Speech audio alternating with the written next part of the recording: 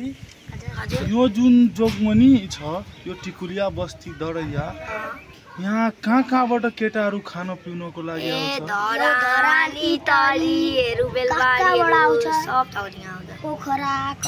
अनि तिमी नै भन तिमीहरूको घर त यही हो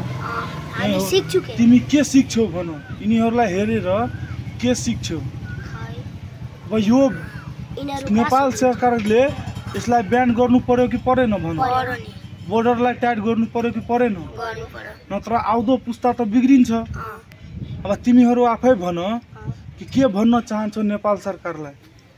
यसलाई ब्यान गर्नु कि के गर्नु कि व्यवस्थित मिलाउनु हल्का टाइट राख्नु पुलिसहरु पनि सब ठाउँमा राख्नु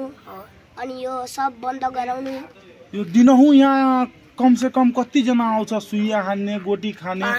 ब्राउन सुगर डेली आउँछ हेर्नुस् तपाईहरुले हेर्नुस् बच्चाको कुरा यस्तो हो यिनीहरुको घर यही हो हेर्नुस् तपाईहरुलाई हेराउँछु यही हो घर हेर्नुस् यिनीहरु यहाँ छन् सबैलाई हेरेर यिनीहरुले के सिक्छ होला तपाई आफू अनुमान गर्नुस् अनि भन्नुस् अगर तिमीहरुले हेर्यौ भने नि यता अलि पुलिसहरुलाई पनि सम्झाउनु अंकल नजान दिनु यताउति गर्यौ हेर्छौ भने केटीहरुलाई भन्नु अलि सम्झाउनु कि नजानु अरे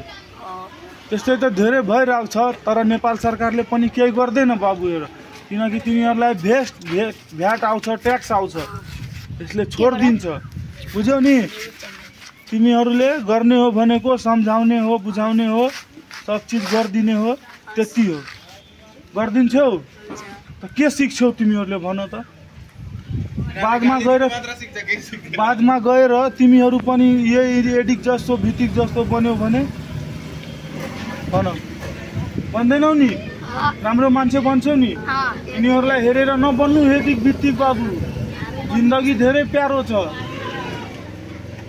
तिमीहरुलाई म भन्न चाहन्छु केही नखाऊ केही नगर सक्छौ भने खाने मान्छेहरुलाई सम्झाऊ बुझाऊ भन नखाऊ परिवार बर्बाद हुन्छ यसरी भन हुन्छ ल ठिकै छ यस्तो इन्टरभ्यु खतम हुन्छ।